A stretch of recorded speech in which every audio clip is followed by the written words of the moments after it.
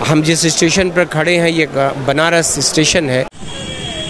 उन्होंने इस देश के उस ऐतिहासिक पौराणिक और धार्मिक स्थलों के बारे में कभी नहीं सोचा, चाहे वो भगवान राम का घर हो, चाहे वो बाबा विश्वनाथ का कॉरिडोर।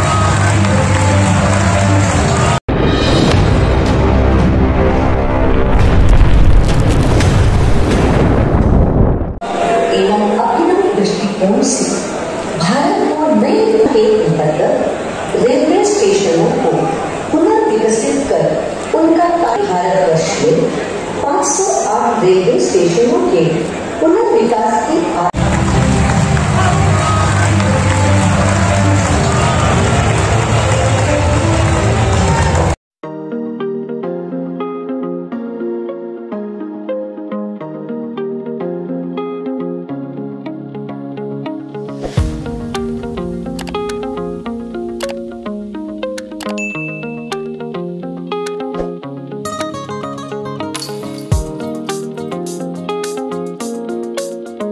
आजमगढ़, देवरिया, ये सारे वो ज़िले थे जिनके स्टेशनों की स्थिति बहुत अच्छी नहीं थी।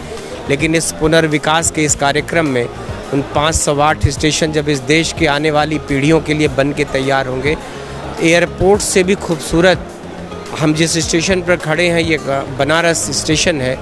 ये बहुत सुंदर बना, पहले पुराना स्टेशन था जिन्होंने देखा होगा, और आज जो स्टेशन पर आता है तो इस बदले हुए स्टेशन को देख के चमत्कृत हो जाता है। लेकिन इसका भी और विकास होना है।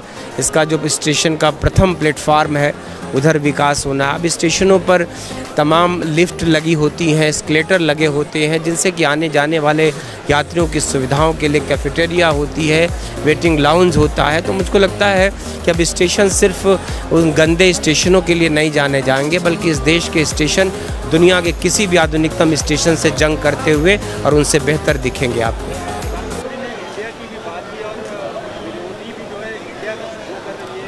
देखिए, नाम ही विरोधी है तो विरोध न करें तो करें वो क्या। अब विरोध करके अपने आप को ज़िंदा रखना है, वरना इस देश के विकास की, किसी भी विकास की आलोचना करना उनके लिए शायद देश देख रहा है कि वो धीरे धीरे इस देश के उस हर कदम पे विरोध कर कर के अपने को मिटाते जा रहे हैं, और धीरे धीरे कहते हैं ना कि उनका समूल नष्ट हो जाएंगे वो अगर ऐसे ही करते रहे।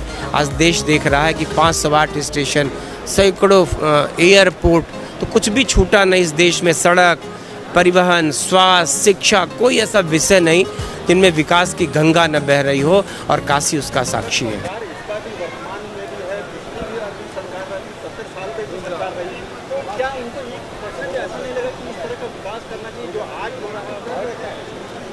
देखिए, यही तो एक प्रश्न है कि वो क्या करना चाहते थे, उनकी मंशा क्या थी।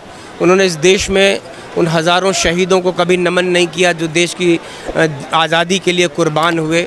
उन्होंने इस देश के उन महान संतों को याद नहीं किया। उन्होंने इस देश के उस ऐतिहासिक पौराणिक और धार्मिक स्थलों के बारे में कभी नहीं सोचा, चाहे वो भगवान राम का घर हो, चाहे वो बाबा विश्वनाथ का कॉरिडोर। कभी उन्होंने इन चीज़ों के विषय में नहीं सोचा। ट्रेनें, आपको याद है कि अब हम प्रत्येक वर्ष जितनी ट्रेनें का जाल बिछा रहे हैं, सारी दुनिया हतप्रभ है। दुनिया के छोटे देशों के बराबर हम प्रतिवर्ष रेलवे ट्रैक बना रहे हैं। हम संसार की सबसे बड़ी रेल सुविधा को आने वाले दिनों में, भारत का ये जो रेल का नेटवर्क है वो संसार का सबसे बड़ा रेल का नेटवर्क होगा। और सिर्फ पुरानी ट्रेनें नहीं चलेंगी, आधुनिकतम ट्रेनें चलेंगी, बुलेट ट्रेनें चलेंगी, फास्ट ट्रेनें चल रही हैं। तो रेल के लिए ये स्वर्णिम युग है भारत के लिए।